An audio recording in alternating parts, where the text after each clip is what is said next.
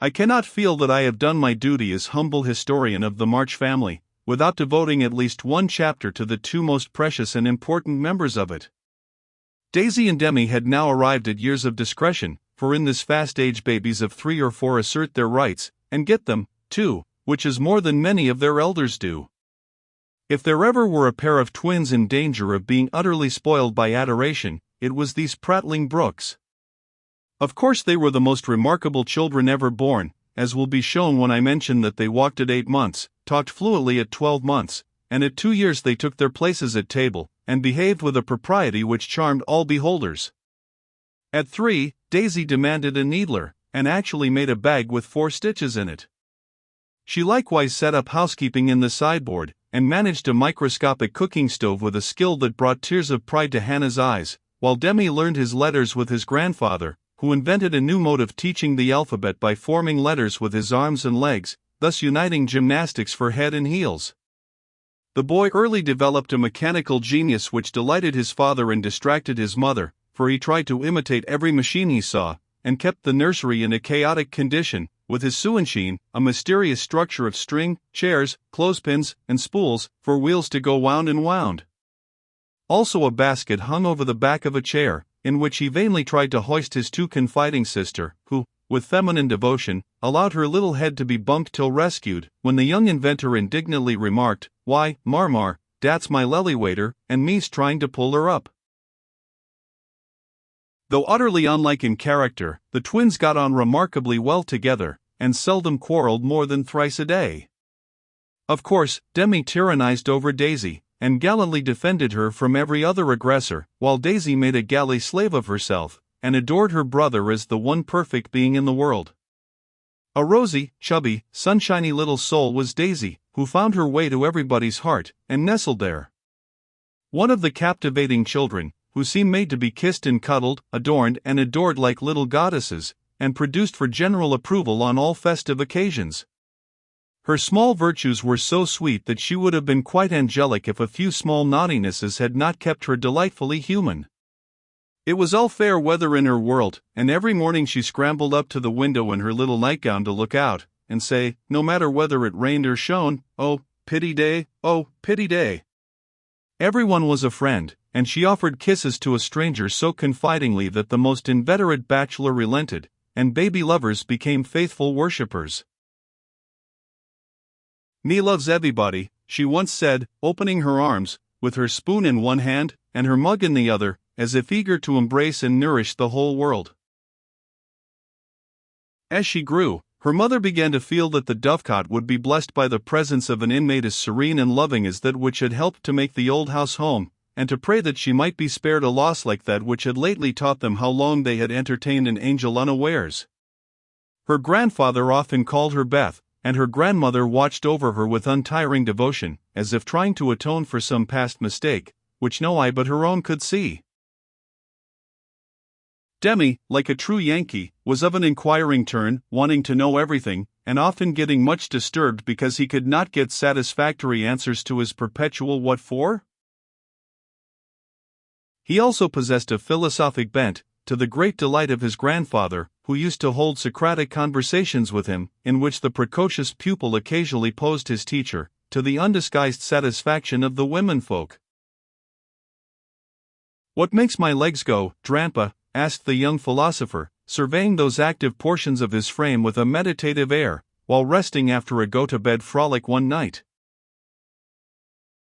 "It's your little mind, Demi," replied the sage, stroking the yellow head respectfully. "What is a little mind?"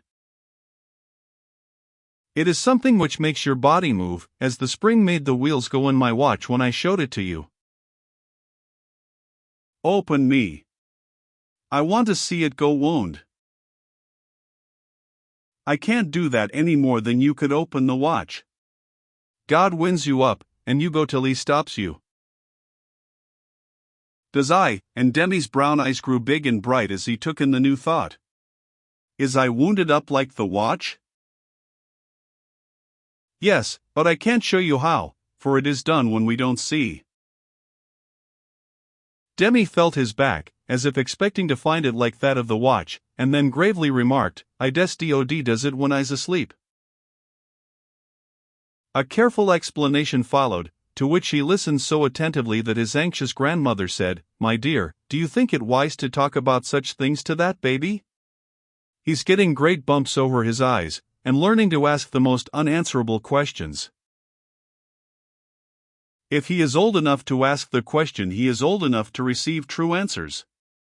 I am not putting the thoughts into his head, but helping him unfold those already there. These children are wiser than we are, and I have no doubt the boy understands every word I have said to him. Now, Demi, tell me where you keep your mind."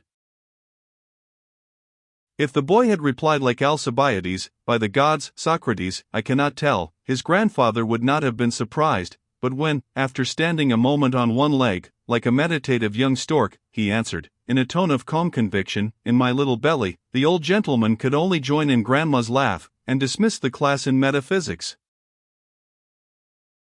There might have been cause for maternal anxiety, if Demi had not given convincing proofs that he was a true boy, as well as a budding philosopher, for often, after a discussion which caused Hannah to prophesy, with ominous nods, "That child ain't long for this world," he would turn about and set her fears at rest by some of the pranks with which dear, dirty, naughty little rascals distract and delight their parents' souls.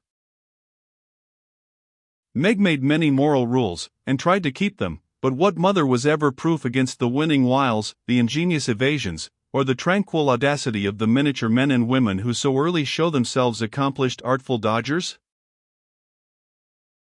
"No more raisins, Demi. They'll make you sick," says Mama to the young person who offers his services in the kitchen with unfailing regularity on plum pudding day. "Me likes to be sick. I don't want to have you, so run away and help Daisy make patty cakes." He reluctantly departs, but his wrongs weigh upon his spirit, and by when an opportunity comes to redress them, he outwits Mama by a shrewd bargain. "Now you have been good children, and I'll play anything you like," says Meg, as she leads her assistant cooks upstairs, when the pudding is safely bouncing in the pot. "Truly, Marmar?" asks Demi, with a brilliant idea in his well-powdered head. "Yes, truly." "Anything you say," replies the short-sighted parent, preparing herself to sing "The Three Little Kittens" half a dozen times over, or to take her family to buy a penny bun, regardless of wind or limb. But Demi corners her by the cool reply, "Then we'll go and eat up all the raisins." Aunt Dodo was chief playmate and confidant of both children, and the trio turned the little house topsy-turvy. Aunt Amy was as yet only a name to them, Aunt Beth soon faded into a pleasantly vague memory, but Aunt Dodo was a living reality, and they made the most of her, for which compliment she was deeply grateful. But when Mr. Bear came, Joe neglected her playfellows, and dismay and desolation fell upon their little souls. Daisy, who was fond of going about peddling kisses, lost her best customer and became bankrupt. Demi, with infantile penetration, soon discovered that Dodo liked to play with the bearman better than she did him, but though hurt, he concealed his anguish, for he hadn't the heart to insult a rival who kept a mine of chocolate drops in his waistcoat pocket, and a watch that could be taken out of its case and freely shaken by ardent admirers. Some persons might have considered these pleasing liberties as bribes, but Demi didn't see it in that light, and continued to patronize the bearman with pensive affability, while Daisy bestowed her small affections upon him at the third call, and considered his shoulder her throne, his arm her refuge, his gifts treasures surpassing worth.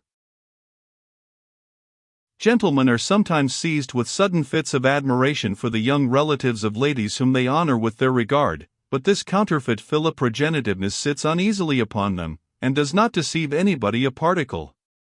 Mr. Bear's devotion was sincere, however likewise effective, for honesty is the best policy in love as in law. He was one of the men who are at home with children, and looked particularly well when little faces made a pleasant contrast with his manly one. His business, whatever it was, detained him from day to day, but evenings seldom failed to bring him out to see well. He always asked for Mr. March, so I suppose he was the attraction. The excellent papa labored under the delusion that he was, and reveled in long discussions with the kindred spirit, till a chance remark of his more observing grandson suddenly enlightened him. Mr. Bear came in one evening to pause on the threshold of the study, astonished by the spectacle that met his eye. Prone upon the floor lay Mr. March, with his respectable legs in the air, and beside him, likewise prone, was Demi, trying to imitate the attitude with his own short, scarlet-stockinged legs, both grovellers so seriously absorbed that they were unconscious of spectators, till Mr. Bear laughed his sonorous laugh, and Joe cried out, with a scandalized face, "Father, father, here's the professor!" Down went the black legs and up came the grey head, as the preceptor said, with undisturbed dignity, "Good evening, Mr. Bear. Excuse me for a moment. We are just finishing our lesson. Now, Demi, make the letter and tell its name." I knows him, and, after a few convulsive efforts, the red legs took the shape of a pair of compasses, and the intelligent pupil triumphantly shouted, "It's a wee, Drampa, it's a wee." "He's a born Weller," laughed Joe, as her parent gathered himself up, and her nephew tried to stand on his head, as the only mode of expressing his satisfaction that school was over. "What have you been at today, Bubchen?" asked Mr. Bear, picking up the gymnast. "Me went to see little Mary." "And what did you there?" "I kissed her," began Demi, with artless frankness. "Prut! Thou beginnest early.